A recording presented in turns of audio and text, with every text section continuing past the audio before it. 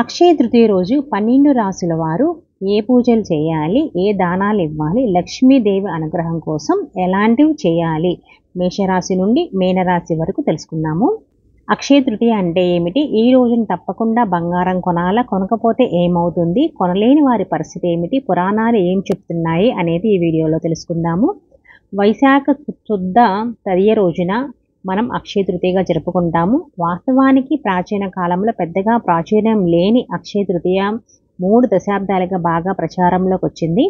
అక్షయ తృతీయ రోజు బంగారం, వెండి వంటి విలువైన వస్తువులు కొంటే అవి అక్షయంగా అంటే తరగకుండా ఉంటాయనే నమ్మకం ప్రచారంలో ఉంది.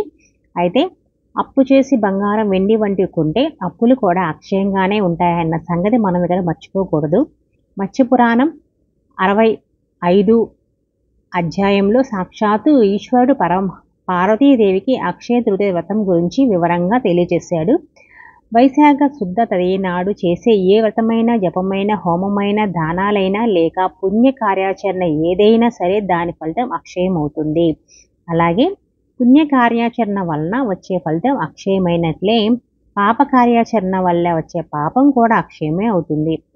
ఈ రోజున అక్షయుడైన విష్ణువు ఆరాధన చేయడం విశేషం కాబట్టి దీన్ని అక్షయ తృతీయ అని పేరు. అక్షయ తృతీయ రోజున చేసే పూజలు, దాన ధర్మాలు ఎంతో ఫలితాన్ని ఇస్తాయి. ఈరోజు లక్ష్మీనారాయణులను, సంపదకు అధిపతి అయిన కుబేరుని పూజిస్తారు. ఈ పూజతో కొన్ని పరిహారాలు చేస్తే జాతకరీత్యా దోషాలు తొలగిపోతాయి అని కూడా పండితులు చెప్తారు. ఇప్పుడు ఏ రాశి వారు ఏ పూజ చేయాలి, ఏ వస్తువులు దానం చేయాలో మనము తెలుసుకుందాము. తెలుగువారి కొత్త సంవత్సరం ప్రారంభమై 4 రోజులు కావస్తుంది. మరో కొద్ది రోజుల్లో చైత్రమాసం పూర్తయి వైశాఖ మాసం వస్తుంది. హిందూ పురాణాల ప్రకారం వైశాఖ మాసం శుక్లం తదియ రోజున అక్షయ తృతీయ ఈ ఏడాది ఏప్రిల్ 30వ తేదీన జరుపుకుంటారు. ఈ రోజు చాలా ప్రాముఖ్యమైన రోజు. ఈ రోజు ఏ వస్తువు కొన్నా అక్షయ పాత్ర మాదిరిగా దినదినాభివృద్ధి చెందుతుందని చెప్తారు. మేషరాశి.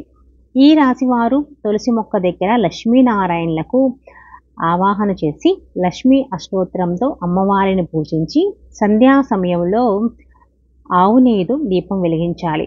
అక్షయ తృతీయ రోజున ఉదయాన్నే నిద్రలేచి ఇల్లంతా శుభ్రం చేసుకుని దగ్గరలోని దేవాలయానికి వెళ్ళి వినాయకుడిని పూజించండి.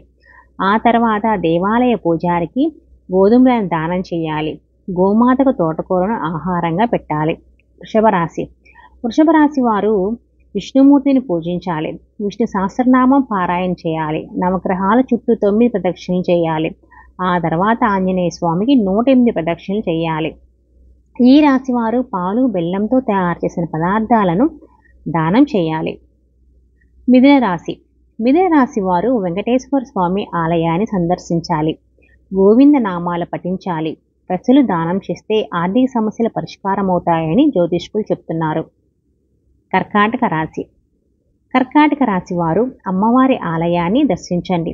దుర్గాదేవి స్తోత్రాన్ని పఠించండి. కొత్త కుండతో అన్నం వండి పేదలకు దానం చేయండి. వీటితో కందిపప్పు, బెల్లం కూడా దానం చేసుకోండి. గోమాతకు పచ్చగడ్డిని ఆహారంగా పెట్టండి. సింహరాశి. సింహరాశి వారు ఉదయం రుద్రాభిషేకం చేసుకోవాలి శివుడికి.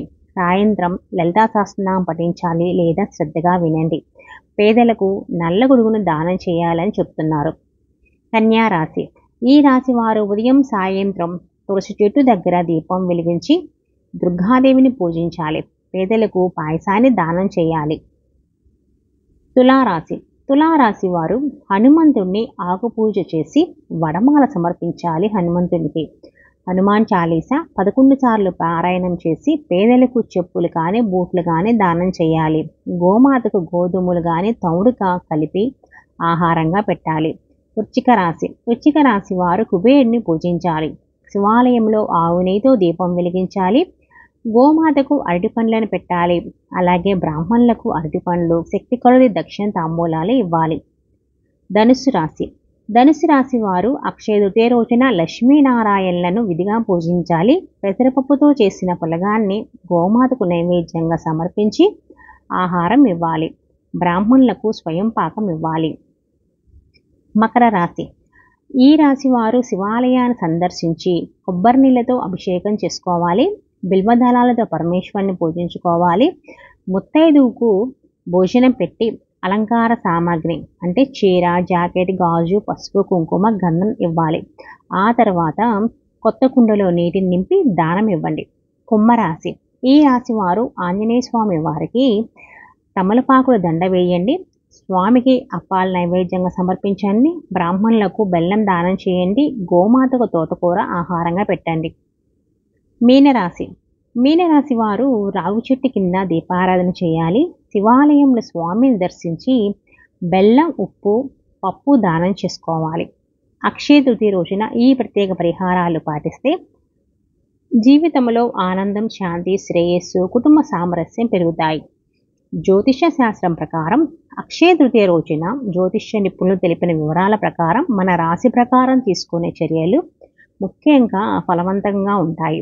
ఇవి జీవితంలో ఆర్థిక, మానసిక శాంతిని తీసుకురావడంలో సహాయపడతాయి. ఈ రోజున లక్ష్మీదేవి మీ ఇంటి గుమ్మానికి అడుగు పెడుతుందో లేదో కానీ మీరు ఈ పనులు చేస్తే ఐశ్వర్య మాత్రం తప్పకుండా మీ వెంటే ఉంటుంది.